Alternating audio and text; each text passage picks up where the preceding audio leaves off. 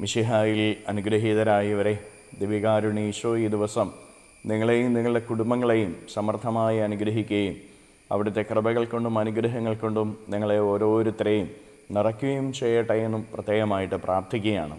കർത്താവിൻ്റെ സംരക്ഷണവും സഹായവും ഈ ദിവസം മുഴുവനും നിങ്ങളുടെ കൂടെ ഉണ്ടായിരിക്കട്ടെ. നിങ്ങൾ ഇന്നേ ദിവസം ചെയ്യുന്ന കാര്യങ്ങൾക്കെല്ലാം കർത്താവ് കൃപ നൽകട്ടെ. ഈശോയോട് ചേർന്ന് ഈ ദിവസം ജീവിക്കുന്നതിന് വേണ്ടി നമുക്ക് പരിശ്രമിക്കാം. അനുഗ്രഹത്തിൻ്റേതായി തീരട്ടെ നിങ്ങൾക്ക് ഓരോരുത്തർക്കും ഈ ദിവസം.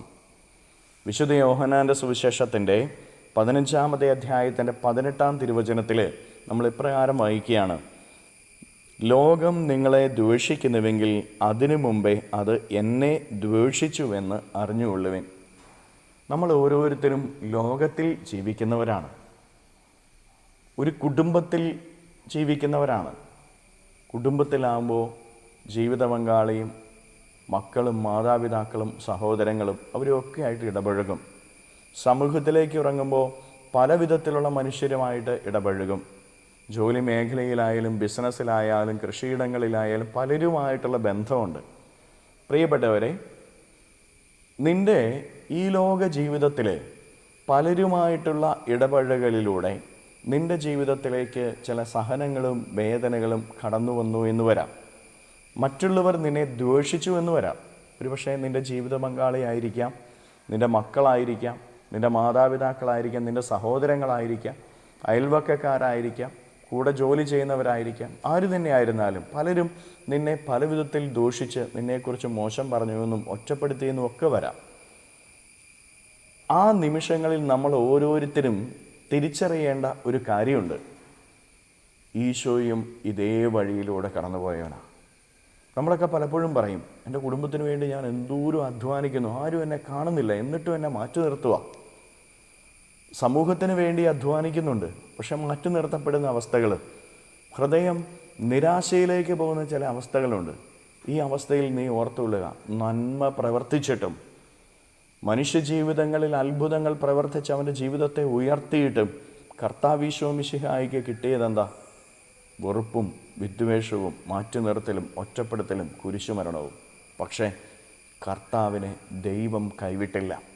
യോഹന്നാൻ സുവിശേഷത്തിൻ്റെ 19-ാമത്തെ അധ്യായത്തിൽ നമ്മൾ വായിക്കുന്നില്ലേ, ഈശോയുടെ കണങ്കാല് തകർക്കാനായിട്ട് പടയാളികൾ കുരിശിൻ്റെ അരികിലേക്ക് വരുമ്പോൾ ഈശോ പണ്ടേ മരിച്ചു കഴിഞ്ഞിരുന്നുവെന്ന്.